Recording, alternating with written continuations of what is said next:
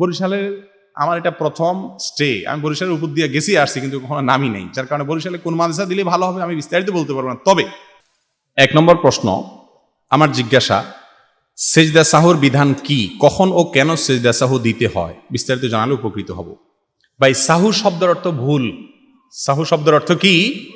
সেজদায়ে সাহু মানে হলো ভুলের সেজদা, অর্থাৎ ভুল হলে সেই ভুলের জন্য ক্ষতিপূরণমূলক যে সেজদা দেওয়া হয় এটাকে কি বলে? সেজদায়ে সাহু বলা হয়। এই সেজদায়ে সাহু এটা দেওয়া ওয়াজিব। এটা দেওয়া কি? ওয়াজিব। বিধান জানতে চেয়েছেন, বিধান কি? বিধান হলো ওয়াজিব। যদি কারোর সেজদায়ে সাহু দেওয়াটা আবশ্যক হয় কিন্তু সে না দেয়, তাহলে তার নামাজ হবে না, ওই নামাজ আবার পড়তে হবে। কথা কথা সেজদায়ে সাহু দিল না, ঘুরে ফিরে পরে মনে হলো হ্যাঁ সেজদায়ে সাহু তো দেই নেই, তাহলে ওই নামাজটা আবার পড়তে হবে, ওয়াজিবুল ইআদাহ, পুনরায় পড়তে হবে। সেজদায়ে সাহু কখন দিতে হবে? সেজদায়ে সাহু দিতে হবে কোন ওয়াজিব ছুটে গেলে। নামাজের যত কাজ আছে, সালাতের যত কাজ আছে, কাজগুলো 3 ভাগে বিভক্ত: ফরজ, ওয়াজিব, সুন্নাত। সুন্নাত কাজ ছুটলে কোন সেজদায়ে সাহুটাও কিছু দেওয়া লাগবে না, এমনি নামাজ হয়ে যাবে। ওয়াজিব ছুটলে সেজদায়ে সাহু দিতে হবে, আর ফরজ ছুটলে সেজদায়ে সাহুতে কুলাবে না, ওইটা আবার পুনরায় করতে হবে, ওই নামাজ আবার পুনরায় পড়তে হবে, ওই রাকাত পুনরায় পড়তে হবে। অতএব সেজদায়ে সাহু ওয়াজিব। যদি ওয়াজিব ছোটে তাহলে সেজদায়ে সাহুতে সেটাতে ক্ষতিপূরণ হয়ে যাবে। এখন নামাজের ওয়াজিব কি, ফরজ কি, সে তালিকা আপনি জানেন। জানার পরে আপনার যদি ওয়াজিব ছুটে যায় ভুলে ছুটে গেলে সেজদায়ে সাহু দিলে নামাজ হয়ে যাবে। আর যদি ইচ্ছাকৃত কেউ ওয়াজিব ছেড়ে দেয় তাহলে সেজদায়ে সাহুতে কুলাবে না, নামাজই হবে না। ফরজ সালাতের পর ইমাম সাহেব কর্তৃক সম্মিলিত মুনাজাত করা জায়েজ আছে কি না? গতকালকে ব্রাহ্মণবাড়িয়াতে প্রশ্ন করেছেন, একই প্রশ্ন। আমি যে কথা বলেছি সেটা আবারও আজকে রিপিট করছি, সেটা হলো জায়েজ আছে কি না। ইবাদতে জায়েজ খুঁজবেন না, ইবাদতে সুন্নাত খুঁজতে হবে। কি খুঁজতে হবে? সুন্নাত খুঁজতে হবে। জায়েজ মানে এটা ঠিক কিনা, এই কাজটা ঠিক না বেঠিক, মানে করলে করা যেতে পারে, না করলে নাই, এটার নাম কি? জায়েজ। ইবাদত এটা কিভাবে করবো আমরা, তার পদ্ধতি শেখানোর জন্য আল্লাহ তাআলা তার রাসূল সাল্লাল্লাহু আলাইহি সাল্লামকে পাঠিয়েছেন। তিনি হলেন মডেল। তিনি হলেন কি? মডেল, স্যাম্পল আল্লাহর পক্ষ থেকে। তাকে দেখে দেখে ইবাদত করতে হবে। এই জন্য ইবাদতের ক্ষেত্রে প্রশ্ন এভাবে করতে হবে যে এই ইবাদতটাতে নবীজি কিভাবে করেছেন, তিনি কিভাবে করতে বলেছেন, এই ইবাদতের সুন্নাত পদ্ধতি কি, নবীজির বাতানো পদ্ধতি কি, এটা জানা হলো আমাদের জন্য আবশ্যক। প্রশ্ন করতে পারাটাও একটা জ্ঞানের ব্যাপার। as-su'alu nisful ilm, হাদিসে আসছে সুন্দর করে প্রশ্ন করতে পারা জ্ঞানের অর্ধেক। এই জন্য নামাজের পরে মুনাজাত করা এটা জায়েজ না না জায়েজ এই প্রশ্ন না, প্রশ্ন আসবে সুন্নাত নাকি সুন্নাত না। কথা কি বুঝাতে পারছি? এবার আসেন, ওলামায়ে কেরাম যারা আছেন, কওমি, আলিয়া বা বিশ্ববিদ্যালয়ে পড়েছেন ইসলামী বিভিন্ন বিভাগে, যারা হাদিস সম্পর্কে ধারণা রাখেন, রাসূল করিম সাল্লাল্লাহু আলাইহি সাল্লামের হাদিস সম্পর্কে ধারণা রাখেন, একটু পড়াশোনা আছে, খুব বেশি বড় আলেম দরকার নেই, তারা বলতে পারবেন প্রিয় নবী সাল্লাল্লাহু আলাইহি সাল্লামের জীবনে কোনো কাজ যদি একবার করতেন সাহাবীদের সামনে, ওইটা হাদিসের বইতে অত্যন্ত গুরুত্বের সাথে আসছে, কারণ তার জীবনের কোনো বিষয়কে সাহাবায়ে কেরাম বলতে ছাড়েন। এমনকি টয়লেটের ভেতরে কিভাবে তিনি পবিত্রতা অর্জন করতেন তার বিবরণ হাদিসে, স্ত্রী সহবাসের সময় কি দোয়া পড়তেন তার বিবরণ হাদিসে, কোন একটা যুদ্ধে ফজরের পর মুখ দিয়ে বিড়বিড় করে একটা দোয়া নিজে নিজে পড়ছেন, জোর দিয়ে না। সাহাবায়ে কেরাম সামনে ছিলেন, তারা তো সব জান্নাতের পাগল ছিলেন। ইয়া রাসূলুল্লাহ, আপনি বিড়বিড় করে কি দোয়া পড়ছেন আমাদেরকে একটু বলেন। এই ছিল সাহাবায়ে কেরাম। তিনি কখন কোন দিকে থুতু ফেলেছেন, কি করেছেন তার বিবরণ হাদিসে আছে না নাই? 5 ওয়াক্ত নামাজ রাসূল আকরাম সাল্লাল্লাহু আলাইহি সাল্লামের জীবনে তো বিচ্ছিন্ন ঘটনা না, নিয়মিত 5 ওয়াক্ত নামাজ তিনি পড়েছেন, ইমামতি করে সবার সামনে প্রকাশ্য দিবালোকে পড়াইছেন। পড়ান নাই? মদিনাতে 10 বছর ধরে 5 ওয়াক্ত নামাজের ইমামতি করেছেন। 10 বছরে সম্ভবত প্রায় 18,000 ওয়াক্ত নামাজ হয়। তার ওয়াফাতের পরে 4 খলিফা মিলে 30 বছর ইমামতি করেছেন। 30 বছরে আর 10 মোট 40 বছর মিলে প্রায় 80,000-এর কাছাকাছি ওয়াক্ত নামাজ পড়েছে। এবার যারা হাদিস সম্পর্কে একটু ধারণা রাখেন ভাই, আমি বিনয়ের সাথে বলতে চাই, আল্লাহর ওয়াস্তে কোন পক্ষ বিপক্ষে না গিয়া নিজের বিবেককে জিজ্ঞাসা করেন, 80,000 বার যে কাজটা করা হয়েছে এটা যদি 80 বারও করা হইতো, 80,000 বারের মধ্যে যদি 80 বারও করা হইতো, 8 বারও যদি করা হইতো, তাহলে বুখারী, মুসলিম, তিরমিজি, ইবনে মাজাহ, নাসাই, আবু দাউদ, মুসনাদে আহমদ হাদিসের কিতাবগুলোতে শত শত বর্ণনা থাকতো কি থাকতো না? কারণ সাহাবীদের সামনে নামাজ হয়েছে, সবাই বর্ণনা করতো, ঠিক না ঠিক? কিন্তু ভাইরা আমার, প্রিয় নবী সাল্লাল্লাহু আলাইহি সাল্লাম 5 ওয়াক্ত নামাজের পরে সালাম ফেরানোর পরে আমাদের মতো এরকম রেডিমেড মুনাজাত দিয়েছেন বা দিতেন নিয়মিত, এরকম কোন বর্ণনা হাদিসের কিতাবগুলোতে নাই। আমি তো নাই বলছি, এবার আপনি খুঁজে দেখেন। হাদিসের কিতাবগুলোতে একটা বর্ণনা আছে ভুরি ভুরি ভুরি ভুরি, সেটা কি? সালাম ফেরানোর পরে নবীজি ইস্তেগফার করতেন, আস্তাগফিরুল্লাহ আস্তাগফিরুল্লাহ আস্তাগফিরুল্লাহ। বুখারীর এক বর্ণনা আছে, আব্দুল্লাহ ইবনে মাসউদ রাদিয়াল্লাহু তাআলা আনহু বলেছেন যে সালাম ফেরানোর পরে তিনি আল্লাহু আকবার শুনেছেন। যদি এটা নিয়ে আলোচনা আছে, অনেক কথা আছে। আল্লাহুম্মা আনতাস সালাম ওয়া মিনকাস সালাম তাবারাকতা ইয়া যাল জালালি ওয়াল ইকরাম পড়েছেন। একবার সূরা ইখলাস, একবার ফালাক, একবার নাস পড়েছেন। আল্লাহুম্মা আইন্নি আলা যিকরিকা ওয়া শুকরিকা ওয়া হুসনি ইবাদাতিক পড়েছেন। লা ইলাহা ইল্লাল্লাহু ওয়াহদাহু লা শারীকা লাহু লাহুল মুলকু ওয়া লাহুল হামদ ইউহয়ী ওয়া ইয়ুমীতু ওয়া হুয়া আলা কুল্লি শাইইন কাদির পড়েছেন। লা ইলাহা ইল্লাল্লাহু মুখলিসিন লাহুদ-দ্বীন ওয়া লাহু কারিহাল কাফিরুন পড়েছেন। আরো কত দোয়া পড়েছেন। এই দোয়াগুলো কি আমাদের দেশে মানুষ জানে? নবীজি যেগুলো পড়েছেন বলে বহু হাদিসে আছে, কোনো সন্দেহ নাই, সেগুলো আমরা জানি না। আমরা রেডিমেড মুনাজাত জানি। রেডিমেড মুনাজাত বুঝেন তো? লেফট রাইট, বুঝেন নাই? ভাইরা আমার, নামাজের পরে দোয়া কবুল হয়, ভুল বুঝবেন না। আবার সালাম ফেরানোর পরে আল্লাহর কাছে কিছু চাওয়া দরকার, অবশ্যই আপনি হাত তুলে চাইতে পারেন, কোনো অসুবিধা নেই। হাদিসে আসছে 2 সময় দোয়া কবুল হয়, একটা হলো নামাজের পরে, আরেকটা হলো ভোর রাত। এই জন্য নামাজের পরে দোয়া কবুল হয়। আপনার বিশেষ কোনো অসুবিধা হয়েছে আল্লাহর কাছে, হাত তোলেন, দোয়া করেন, কোনো অসুবিধা নেই। কিন্তু এটাকে রেডিমেড সিস্টেম বানায় নিছি আমাদের দেশে। কোন ইমাম সাহেব যদি ভুলে কোনো এক ওয়াক্তে সম্মিলিত মোনাজাত না দেয়, অথবা দিছে কিন্তু ইমাম সাহেব বেচারার অনেক মনে দুঃখ, আল্লাহর কাছে অনেক চাওয়া, এটার মোনাজাতটা লম্বা হয়ে গেছে, মনে করেন মিনিট 5 গেল আর কি, ধরেন, কি অবস্থা হবে বলেন? ইমামতি নিয়ে টানাটানি শুরু হবে কি হবে না? এর মানে হলো আমরা মনে করি ইমাম সাহেবের সাথে তুলতে হবে, নামাইতে হবে, নিয়মিত করতে হবে, বাদ দেওয়া যাবে না, এবং এটা নামাজের অংশ, ঠিক না ঠিক? এই জন্য কেউ হয়তো নামাজে সালাম ফেরানোর পরে দুরুদ, এই দোয়াগুলো পড়তেছে, জিকিরগুলো পড়তেছে, যদি সেই ইমামের সাথে হাত না তোলে, ডান পাশ থেকে এরকম কোনোই দিয়া গুতাগুতি চলে কি চলে না? এর মানে তুমি বসে আছো কেন? আরে ভাই হাত তোলো।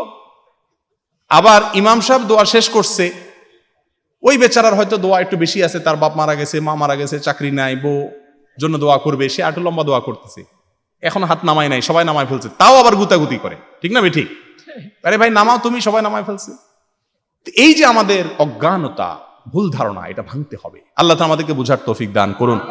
কিন্তু তাই বলে এলাকাতে এটা নিয়ে ফতোয়া দিয়া জিহাদ শুরু করে দিয়েন না। ভুল কাজ করা উত্তম গন্ডগোল ফাসাদ করার চাইতে। বিশ্বাস হয় না? দলিল নেন। রাসূল আকরাম সাল্লাল্লাহু আলাইহি ওয়াসাল্লাম আম্মা জান আয়েশা রাদিয়াল্লাহু তাআলাকে বলেছেন, আয়েশা, লাউলা কওমুকে হাদিসু আহদিম বিল ঈমান, তোমার জাতি অর্থাৎ এই মক্কার মানুষগুলো মাত্র ইসলাম গ্রহণ করেছে, ইসলাম কাঁচা, এখনো আমি বললে সব কথা মানতে পারবে না, এদের যদি এই ডাইজেস্টিং পাওয়ার কম না থাকতো, তাহলে এই কাবা আমি ভেঙে ফেলতাম। কারণ কাবার এক পাশ দিয়ে হাতিমে কাবা যেটা উঁচু করা আছে, এটা কাবার ভেতরের অংশ ছিল। আব্দুল মুত্তালিবের নেতৃত্বে, রাসূল আকরাম সাল্লাল্লাহু আলাইহি ওয়াসাল্লামের দাদার নেতৃত্বে যখন এটা পুনর্নির্মাণ করা হলো, পয়সার অভাবে তারা এটা করতে পারেন না, হালাল পয়সার অভাবে। তো নবীজি বলেছেন, কাবাকে অরিজিনাল তার যে ফাউন্ডেশন ইব্রাহিম আলাইহিস সালাম দিয়েছেন, ওইটার উপরে দাঁড় করায় এটাকে ভেঙে নতুন করে করতে আমার মনে চায়, কিন্তু আমি করব না। কাজটা ভালো, করা উচিত, কিন্তু আমি করব না। কেন? কারণ তোমার এই জাতি যারা ইসলাম গ্রহণ করেছে, এরা এখনো ইমানটা কাঁচা। আমি এটা করতে গেলে বলবে সর্বনাশ, মোহাম্মদ বাপদাদার সব উল্টে দিচ্ছে, আরে কাবা ভাঙা শুরু করে দিছে, এরা ভুল বুঝবে। তো কোনো সত্য কথা বলতে গেলে মানুষ ভুল বুঝবে, গন্ডগোল হবে, ফাসাদ হবে, এরকম যদি মনে হয়, সেখানে হক কথা প্রয়োজনে না বলাটা হলো সুন্নাত। এটা কার সুন্নাত, কার শিক্ষা? রাসূল কারীম সাল্লাল্লাহু আলাইহি ওয়াসাল্লামের শিক্ষা। হ্যাঁ, এর মানে এই না যে আপনি যুগ যুগ ধরে, বছরকে বছর ধরে মুখে কুলে দিয়ে বসে থাকবে। কৌশলে ধীরে ধীরে মানুষকে সুন্নাত বুঝাইতে হবে। আল্লাহ আমাদেরকে বোঝানোর তৌফিক দান করুন। আমরা তো জন্মগত মুসলমান, কিন্তু যারা অন্য ধর্মী হয়ে জন্মগ্রহণ করেছে, তারা তো তাদেরই ধর্মকে সঠিক মনে করবে। তাহলে অন্য ধর্মে জন্ম নিয়ে তারা ভুল কোথায় করেছেন? তারা যদি মুসলিম হয়ে জন্মাতো, তবে তারাও তো ইসলাম সম্পর্কে জানতে পারত। তবে আল্লাহ কেন তাদেরকে অন্য ধর্মের হয়ে জন্ম দিলেন? আমাদের নাস্তিক বন্ধুদের একটা পছন্দের প্রশ্ন এটা। তারা খুব বেশি বেশি এই প্রশ্নটা করেন যে আল্লাহ অন্য ধর্মের কারোর ঘরে জন্মগ্রহণ করাইয়া তাদের প্রতি অবিচার করেছেন, আর মুসলমানের ঘরে জন্মগ্রহণ করে আল্লাহ তাআলা আমাদেরকে সুবিচার করেছেন বা আমাদের প্রতি বেশি অনুগ্রহ করেছেন। ভাইরা আমার, আল্লাহ রাব্বুল আলামিন প্রত্যেকটা মানুষকে জন্ম থেকেই ইমানদার করে জন্মগ্রহণ করে। কুল্লু মৌলুদিন ইউলাদু আল ফিতরা, হাদিসে আসছে প্রত্যেক শিশুই জন্মগ্রহণ করে কি নিয়া? ফিতরাতি বা সৃষ্টিগত বিশ্বাসের উপরে। তবে পরিবেশের মাধ্যমে সে নষ্ট হয়। আল্লাহ তাআলা সবাইকে বিবেক দিয়েছেন। আল্লাহ তাআলার একত্ববাদ, আল্লাহর অস্তিত্ব বোঝার জন্য শুধু বিবেকটাই যথেষ্ট, শুধু বিবেকটা খরচ করা দরকার। বিবেক খরচ না করার কারণে সে অপরাধী হবে। আর যদি সে নিজের বিবেককে খরচ করে, এমনকি একটা প্রশ্ন অনেকেই করেন যে কথার কথা কেউ জঙ্গলে বসবাস করে, কোনো সভ্যতার ছোঁয়া লাগে নাই, তো এই ব্যক্তি তো ইসলামের কোনো দাওয়াত, কোরআন হাদিসের কোনো আদেশ নিষেধ সে জানেই না, আলেম ওলামারা জান নাই, সেখানে ওয়াজ মাহফিল হয় নাই, বই পুস্তক যায় নাই, তো তাদেরকে আল্লাহ তাআলা কিভাবে জান্নাত দিবেন? এর উত্তর হলো আল্লাহ তাআলা তাদেরকে কিয়ামতের দিন নামাজ, রোজা, হজ, যাকাত কিচ্ছুর জন্য জবাবদিহি করবেন না, কারণ এগুলোর এলেমই তাদের কাছে যায় নাই। একটা শুধু প্রশ্ন থাকবে, আল্লাহর অস্তিত্বকে বিশ্বাস করো কিনা। এটুকু বুঝার জন্য কোনো পণ্ডিত হওয়ার প্রয়োজন, আকল যথেষ্ট, বিবেক যথেষ্ট, যে আমি কোত্থেকে আসলাম, কোথায় যাচ্ছি। আল্লাহ তাআলা বিবেককে খরচ করলে যে কোনো কেউ ইসলামের দিশা পাওয়ার কথা। এরপরের প্রশ্ন, আমার নাম রাবেয়া বেগম, আমার একটি প্রশ্ন ছিল, তা হলো মহিলাদের জন্য মুখ ঢাকা নিয়ে মতভেদ কেন? কেউ বলছে মুখ খোলা রাখা যাবে, আবার কেউ বলছে যাবে না। ভাইরা আমার, মতভেদ থাকাটা তো স্বাভাবিক, কারণ কোরআন হাদিসের নির্দেশগুলো বোঝার জন্য যে সেন্স বা বুদ্ধির প্রয়োজন, সেটা তো আল্লাহ তাআলা মেপে মেপে সবাইকে সমান দেন নাই। কারোর বুদ্ধি একটু কম, কারোর একটু এখন কার বেশি কার কম সেটাও আবার মাপার কোনো সুযোগ নাই। এই জন্য মত পার্থক্য হওয়াটা অস্বাভাবিক না, এটা মতবৈচিত্র্য বলতে পারি আমরা এটাকে। তবে অধিকতর বিশুদ্ধ কথা হলো চেহারা প্রদর্শন করা যাবে না। চেহারা প্রদর্শন করা যাবে, চেহারা প্রদর্শন করলে সেটা পর্দা হবে না। কোরআনে কারিমে আল্লাহ বলেছেন, মেয়েদের পর্দা প্রসঙ্গে বলতে গিয়ে বলেছেন ইউদনিনা আলাইহিন্না মিন জালাবিবিহিন্না। জেলবাব বলা হয় মাথার উপরের কাপড়কে, ওড়না। এটাকে আল্লাহ তাআলা বলেছেন ইউদনিনা আলাইহিন্না। ইউদনিনা মানে হলো টেনে দিবে, মেয়েরা মাথার উপরের ওড়নাকে কি করবে? টেনে দিবে। এখন আজকাল বাইর হয়েছে, আপনার কি বলে এগুলোরে, হেজাব বলে না, এটা বাইর হয়েছে। এভাবে এত টাইট করে বাঁধে, এটাকে এমন করে টাইট করে বাঁধে যাতে করে চেহারাটা সুন্দর করে প্রদর্শিত হয়। খেয়াল করেন না আপনারা? এত টাইট করার দরকার কি বাবা? এমনি ছেড়ে দিলেও তো চলতো না, ছেড়ে দেয় না, এমন সুন্দর করে টাইট করে যাতে করে চেহারাটা ভালো করে প্রদর্শিত হয়। আমরা পুরুষরা মনে করেন যে হুজুররা যারা রুমাল পরে, আমরা এরকম টাইট করে দেই। ক্যামেরাম্যানরা সবসময় বলে যে হুজুর রুমাল সরান, দেখা যায় না।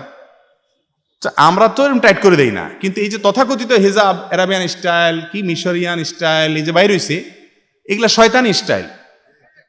আপনার একটু নিজের বিবেককে খরচ করেন, কেন এরকম টাইট করতে হবে? ব্যাপার কি? অন্য কিছু তো টাইট করে না, এই জায়গাটা সেরকম টাইট করতে হবে কেন? উদ্দেশ্য হলো চেহারাটাকে কি করা? প্রদর্শন করা। আল্লাহ রাব্বুল আলামিন বলেছেন ইউদনিনা আলাইহিন্না, মাথার কাপড়টাকে তোমরা টেনে দাও। তো টেনে দেওয়া হলো না এটা আরো টাইট করে দেওয়া হলো? এটা কিভাবে পর্দা হয়?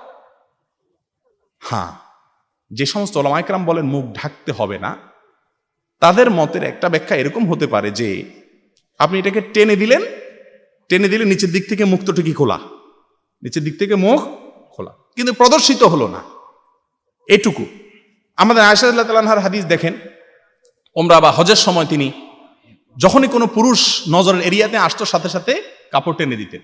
চেহারা প্রদর্শন করা যদি জায়েজই হতো তাহলে এত কষ্ট করার দরকার হতো না। হ্যাঁ, চেহারা খোলা রাখা জায়েজ, চেহারা খোলা রাখা এক জিনিস, আর প্রদর্শন করা, খোলা রাখার মানে বুঝেন নাই? এভাবে যদি আপনি টেনে দেন কথার কথা, তাহলে খোলা হলো না?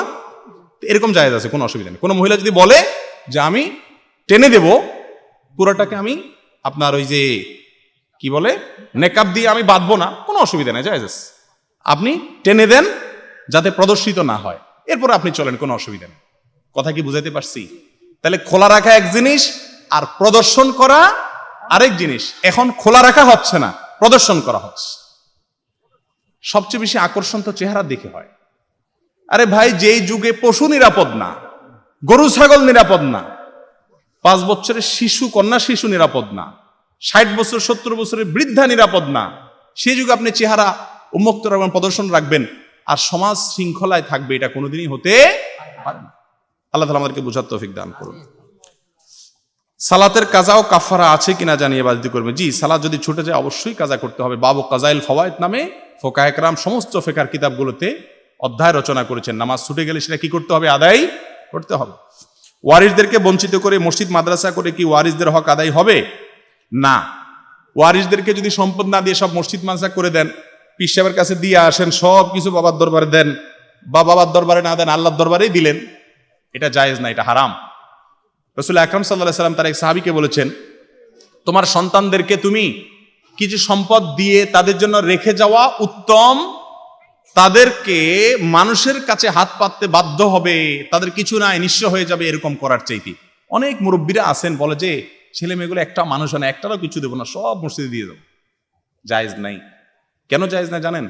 আপনার সন্তান আপনার ঘরে জন্মগ্রহণ করার কারণে আপনার সম্পদের মালিকানা তার হয়ে গেছে, আপনি বঞ্চিত করার অধিকার নাই। এই যে আমাদের দেশে প্রচলিত তেজ্য পুত্র আছে না, তেজ্য পুত্র মানে সন্তানকে ত্যাগ করার সিস্টেম আছে। ইসলামে কোনো ত্যাগ করার সিস্টেম, যত খারাপ হোক ত্যাগ করার কোনো সিস্টেম ইসলামে। এই জন্য মুরব্বীরা সন্তান ছেলে মেয়ে খারাপ দেখে সব দান করে দিবেন না। 1/3 আপনার মরার পরে সব দান করার যদি ওসিয়ত করেন, সর্বোচ্চ 3 ভাগের 1 ভাগ পর্যন্ত কার্যকর করা হবে। এমনকি বুড়া মুরব্বী যদি বলেও যায় যে আমার মরার পরে হুজুর সব সম্পত্তি বুঝে নিয়ে আসবেন আপনি মাদ্রাসায়, ছেলেদের দায়িত্ব হলো বলা, হুজুর থামেন, 3 ভাগের 1 ভাগ পর্যন্ত নিতে পারবেন, বাকিটা আমাদের। কথা কি বুঝাতে পারছি? ইসলাম বাস্তবতা ভিত্তিক ধর্ম। এরকম আপনার আবেগ প্রবণ হয়ে উল্টাপাল্টা কাজ করা, সন্তানদেরকে নিঃস্ব করে যাওয়া ইসলামে কি নাই? জায়েজ নাই। এশার সালাতের পর বিতির সালাত পড়ে অথবা ঘুম থেকে জাগ্রত হয়ে তাহাজ্জুদ সালাত পড়লে আবার বিতির সালাত পড়ার প্রয়োজন আছে কিনা? না। সন্ধ্যা রাত্রে যদি এশার নামাজের পরে বিতির পড়ে ফেলান, এরপর আপনি শুয়ে যান, ভোর রাতে আপনি উঠছেন, আল্লাহ তৌফিক দিচ্ছেন, তাহাজ্জুদ পড়ার উঠতে পারবেন আপনি, এটা চিন্তা করেন না, কিন্তু আল্লাহ তৌফিক দিয়ে দিচ্ছেন, তখন তাহাজ্জুদ পড়লে আর নতুন করে বিতির পড়ার প্রয়োজন।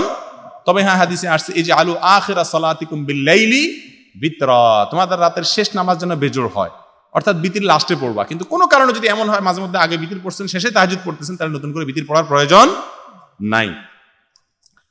আমার ছেলেকে ইসলামের জন্য ভালো স্কলার বানাতে চাই, তার বয়স 3 বছর চলে। বরিশালে এমন কোন মাদ্রাসায় দিলে, এমন কোন মাদ্রাসায় দিলে ভালো হয় অনুগ্রহ করে বলবেন।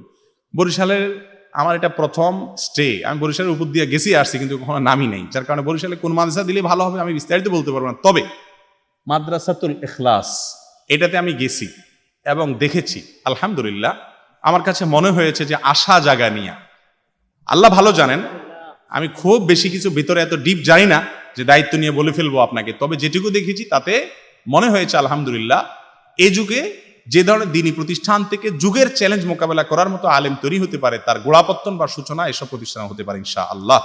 অতএব এই প্রতিষ্ঠানের সাথে আপনারা ইনভলভ হতে পারেন, দোয়া করতে পারেন, সাথে থাকতে পারেন ইনশাআল্লাহ। বৃহস্পতিবার রাতে কবরের 2 রাকাত নফল নামাজ আছে।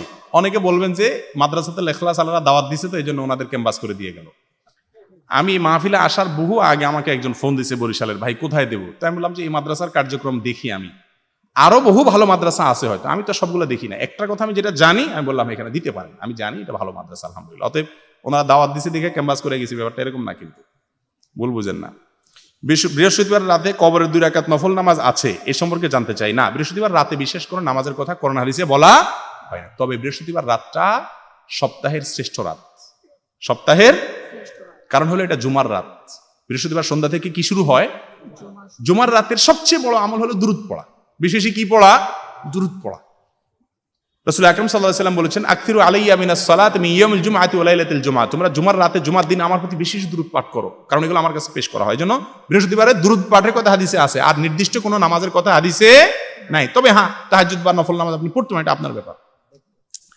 কেউ ভুলে 4 রাকাত নামাজে 3 রাকাতে বসেছে, দোয়া মাসুরা পড়ার সময় স্মরণে আসছে, এখন সে কি 1 রাকাত পড়ে সাজদা দিবে, না ওই রাকাত শুধু সাজদা দিবে? 4 রাকাত নামাজে কয় রাকাতে বসছে? 3 নম্বর রাকাতে বসেছে। দোয়া মাসুরা পড়ার সময় যদি স্মরণ হয়, ফরজ নামাজ যদি হয় তাহলে দাঁড়িয়ে যাবে, দাঁড়িয়ে আরেক রাকাত পড়বে, শেষে সিজদা সৌ দিবে, বাস নামাজ হয়ে যাবে ইনশাআল্লাহ। কথা কি বুঝাতে পারছি? এমনকি সুন্নাত নামাজও যদি হয় বেজোড় না, মাগরিব এবং বিতির ছাড়া আর কোনো বেজোড় নামাজ ইসলামে নাই, অতএব জোর করতে হবে। 3 নম্বর রাকাতের যদি দোয়া মাসুরাতেও মনে পড়ে সালাম ফেরানোর আগেও মনে পড়ে, তাহলে সাথে সাথে দাঁড়ায় আরেক রাকাত পড়ে শেষে কি দিতে হবে? সেজদা সাহু দিতে হবে। কারো উপরে কেউ যদি কোনো কালো জাদু কুফুরি কালাম প্রয়োগ করে তাহলে তার করণীয় কি? এ থেকে উত্তরণের উপায় কি? আমরা বলেছি আলোচনার মধ্যে, আলহামদুলিল্লাহ ওইটা আমল করলেই চলবে। ইসলামে কি মামা তার ভাগ্নিকে বিবাহ করা জায়েজ আছে কিনা? যথাযথ দলিল দিলে উপকৃত হব। কোরআনে কারিমে আল্লাহ রাব্বুল আলামিন মাহরামের তালিকায় বলেছেন ওয়া খালাতিকা, তোমার মায়ের বোনের সাথে তোমার দেখা দেওয়া জায়েজ। ফুফু, তোমার খালুর সাথে, খালু বলতে আপনার খাল বলা হয় আরবিতে, যার বাংলা অর্থ হয় হলো মামা। বাংলায় খালু মানে তো ভিন্ন জিনিস, কিন্তু আরবিতে খালাহ বলা হয় মায়ের ভাই বোনকে। তো তাদেরকে মাহরাম বলে আল্লাহ তাআলা কোরআনে ঘোষণা দিয়েছেন, যার কারণে তাদের সাথে বিবাহ বন্ধনে আবদ্ধ হওয়া কি নাই? জায়েজ নেই। তবে চাচাতো মামা, জ্যাঠাতো মামা, দূরবর্তী যদি হয় তাহলে বিয়ে করাতে কোনো অসুবিধা নেই।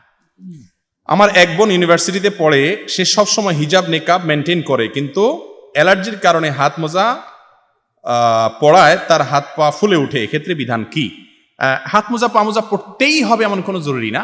এমন পোশাক পরবেন যাতে হাত প্রদর্শিত না হয়, এমন পোশাক পরবেন যাতে পায়ের অলংকার, হাতের অলংকার, চুড়ি এগুলো প্রদর্শিত না হয়। আল্লাহ বলেছেন ওয়ালা ইউবদিনা যিনাতাহুন্না, সৌন্দর্য যেন না প্রকাশ না করে, হাতে চুড়ি এটা সৌন্দর্য, এটা যেন প্রকাশ না করে, ঢেকে রাখে। অতএব এগুলো লম্বা হাতা পড়লেই চলবে যথাসম্ভব। দেখুন, পর্দা যদি কেউ করার চেষ্টা করে তাহলে কিন্তু তার সাধারণ পোশাকে রেখেও তিনি পর্দা করতে পারেন। একটু বড় ওড়না পড়লেন, ওইটার ভিতরে ঢেকে ঢুকে থাকার চেষ্টা করলেন। আর যদি নিয়ত খারাপ থাকে তাহলে বোরকা পরেও টাইট করে ফিট করে পরে চলবে। বিধায় এটা অসুবিধা হবে না, তিনি মাযুর ইনশাআল্লাহ। এক হাদিসে পড়েছি পাপ গোপন রাখতে বলা হয়েছে, অন্য আরেক হাদিসে পড়েছি গোপনে পাপকারী পাহাড় সমতুল্য সওয়াব চুরমার করে দেয়া হবে। হাদিস দুটোর ব্যাখ্যা জানাবেন। গোপনে ইচ্ছাকৃত ঠান্ডা মাথায় মানুষ থেকে লুকায়া লুকায়া পাপ করা, এটা তো জঘন্য অপরাধ, নিয়মিত করা। কিন্তু গোপন পাপ করার পরে সেটাকে আবার প্রকাশ করা, এটা আর ডবল অপরাধ। নবী সাল্লাল্লাহু আলাইহি ওয়াসাল্লাম বলেছেন কুল্লু উম্মতি মুআফান ইল্লাল মুজাহিরুন, আমার সব উম্মতকে কিয়ামতের দিন মাফ করা হবে, কিন্তু যারা পাপ করে আবার বলে বেড়ায় মানুষের কাছে বা প্রকাশ্যে করে বেড়ায়, দেখায় বেড়ায়, তাদেরকে মাফ করা হবে না। আমি জানতে চাচ্ছি, স্ত্রী স্বামীর অনুমতি ব্যতীত বাবার বাড়ি যেতে চায়, সেক্ষেত্রে স্বামীর করণীয় কি? আত্মীয়দের সাথে সম্পর্ক রক্ষা করা এটা জরুরি একটি কাজ। স্ত্রী তার বাবার বাড়ি যেতে চায়, বাপ মার সাথে সম্পর্ক রাখতে চায়, এটা ভালো কথা। স্বামী সেই ভালো কাজে বাধা দেয়া উচিত না। কিন্তু স্ত্রী যদি সকাল বিকালে ভালো কাজ করতে যায়, রান্না বাড়া সব বাদ দিয়া সকাল বিকাল শুধু এই পছন্দ মতো মিষ্টি সুন্নত আদায় করতে চায়, তাহলে সেটা তো অবশ্যই ভুল। ওটা অবশ্যই স্ত্রীকে স্বামী কন্ট্রোল করার, নিয়ন্ত্রণ করার, পরামর্শ দেওয়ার অধিকার সংরক্ষণ করেন।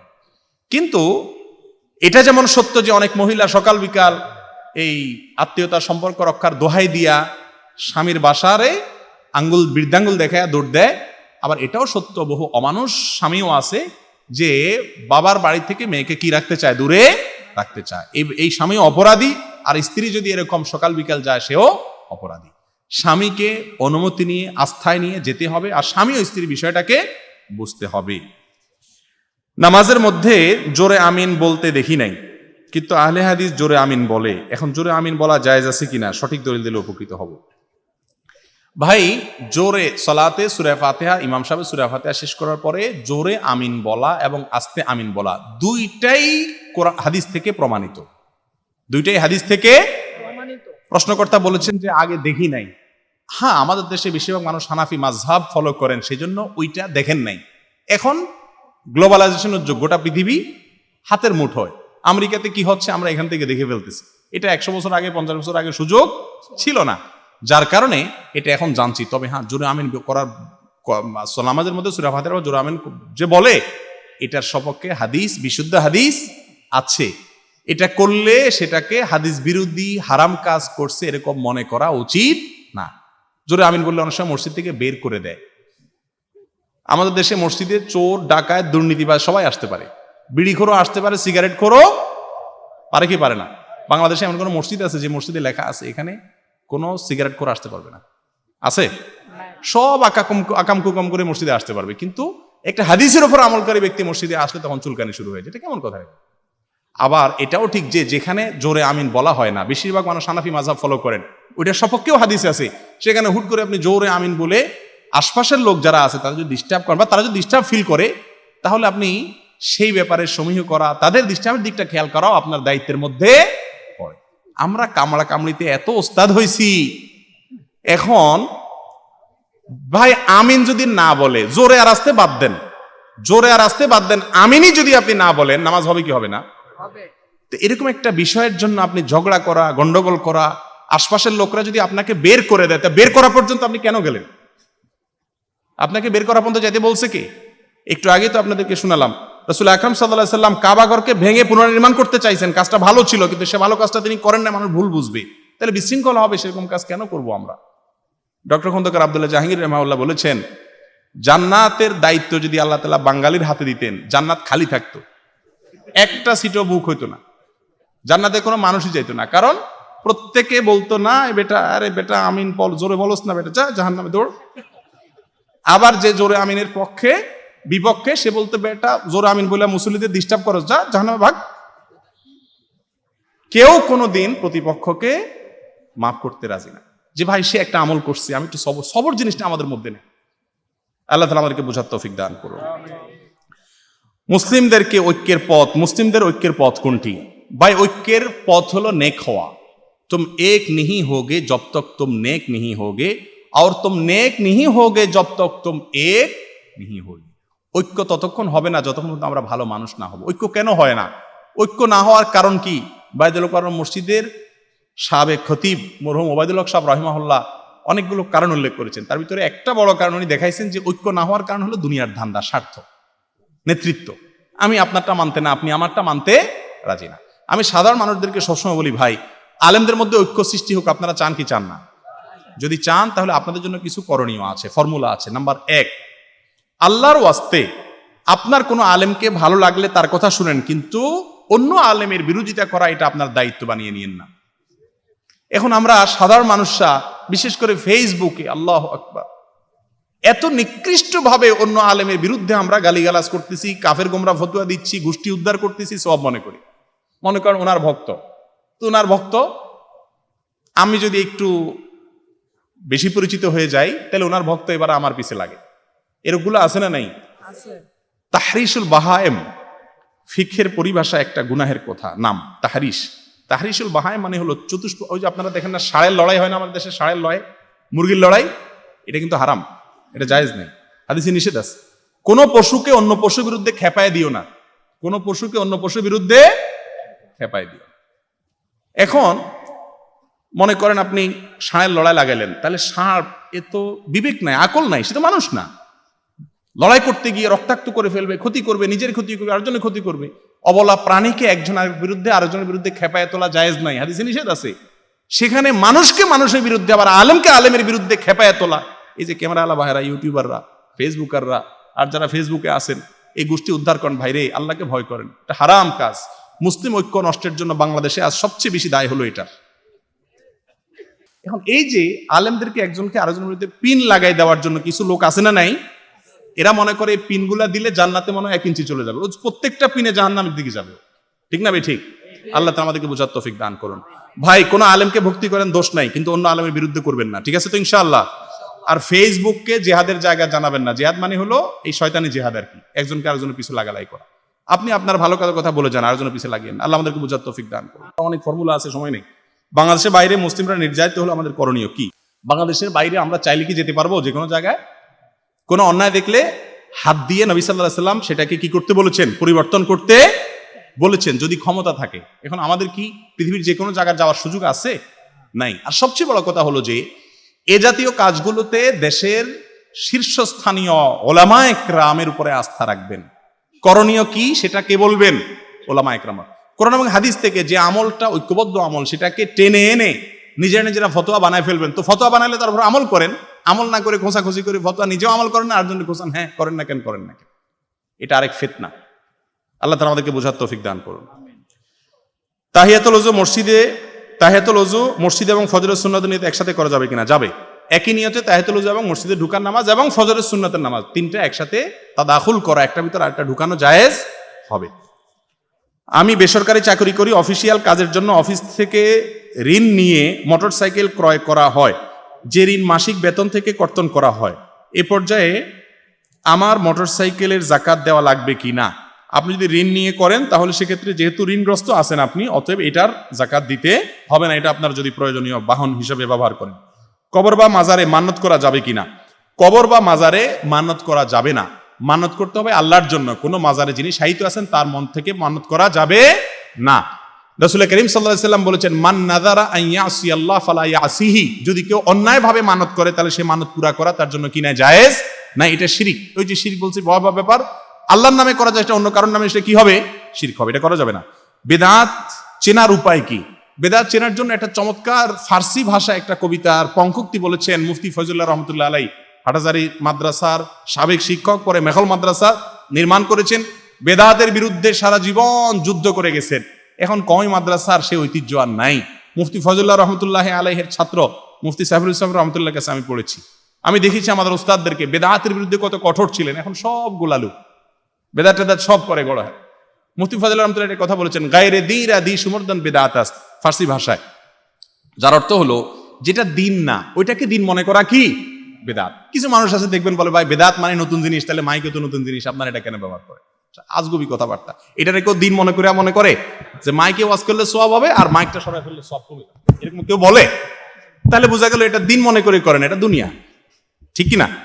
দুনিয়া মনে করে, দুনিয়ার জন্য যত নতুন হয় তত ভালো, মাইক যত আপডেট হবে তত কি ভালো, মোবাইলের ভার্সন যত আপডেটেড হবে তত ভালো, আর দিনের ক্ষেত্রে যত ওল্ড হবে তত ভালো।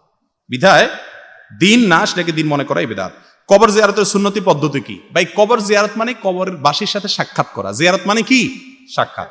কবর জিয়ারত আমরা কেন করি আগে বলেন তো দেখি, কবর জিয়ারত কেন করতে হয়? মৃত ব্যক্তির জন্য দোয়া করা না, ওইটা সেকেন্ড উদ্দেশ্য। প্রথম উদ্দেশ্য কোনটা?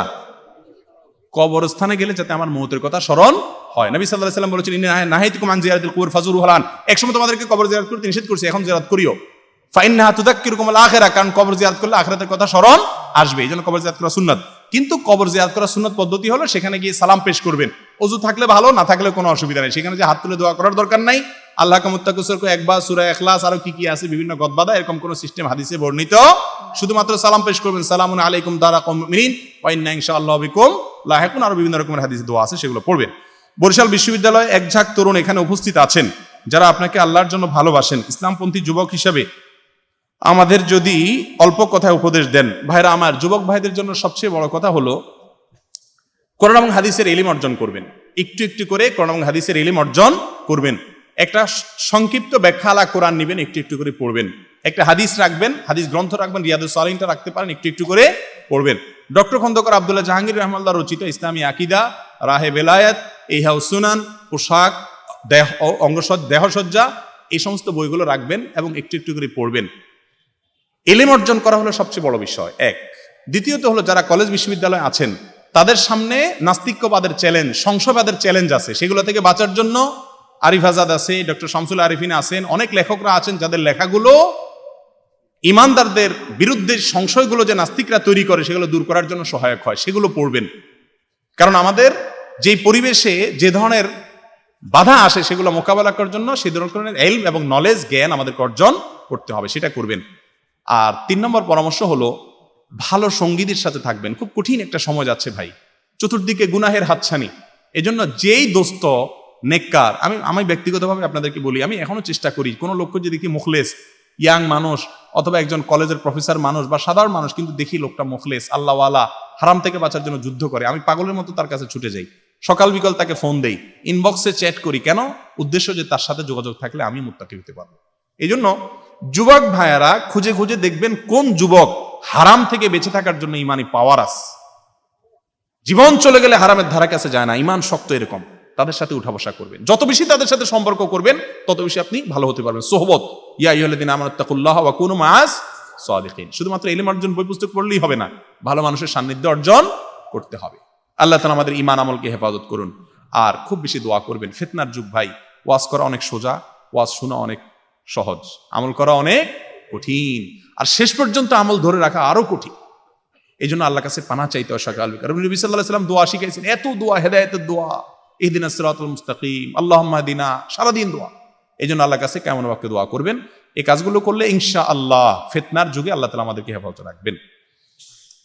এরপরের প্রশ্ন, ইসলামী পোশাক সম্পর্কে কিছু বলেন। ভাই, ইসলামের পোশাক বলতে বিশেষ কোনো স্টাইলের পোশাক নাই। এই যে আমরা জুব্বা পরি, এটা আমরা অনেকে মনে করি হুজুরদের জুব্বা বোধহয় ইসলামী পোশাক, আর জুব্বা যত লম্বা হয় হুজুরও বোধহয় তত বড় হয়। এগুলো আসলে কোনো সঠিক কথা না। জুব্বা বা পাঞ্জাবির সাইজের সাথে হুজুরের সাইজের কোনো সম্পর্ক নাই। একসময় মনে করা হয়তো যে পেটের সাইজ যত বড় হয় হুজুরের বোধহয় তত বড়। এখন হুজুরা সব শিয়ানা হয়ে গেছে, ডাক্তার জাহাঙ্গীর কবির মুরিদ হুজুররাও, যার কারণে হুজুররা এখন খানাপিনা ছেড়ে দিছে।